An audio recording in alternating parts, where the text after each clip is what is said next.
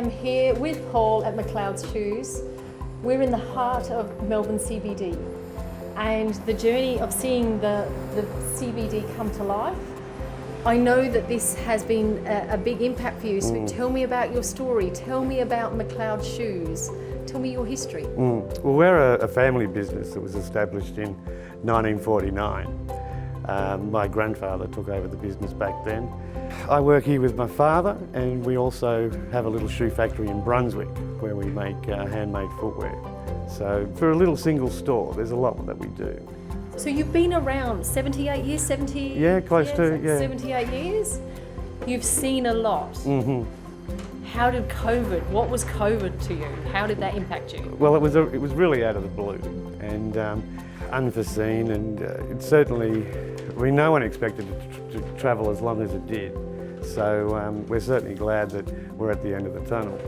I still see, I walked around the CBD, there's still a lot of doors closed. What did it take for McCloud Shoes to open back up? Well, I mean, the click and the collect got us through the lockdown times. And see, Melbourne now is starting to actually come to life. And it's the punters coming back into the city and spending that will actually bounce Melbourne back. And the sooner that happens, the better we'll all be.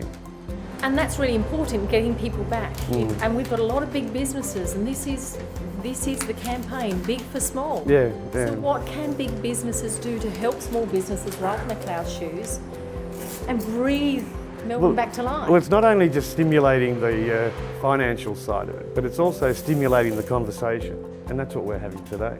Raising the awareness that we control how quickly we do come back. So you have heard it. This is Paul from McCloud Shoes. It's really important, small businesses like this, 78 years old, coming back, engaging, doing what you can, but really breathing life back into small business. So thank you, Paul. I appreciate you talking with me today. Thank you.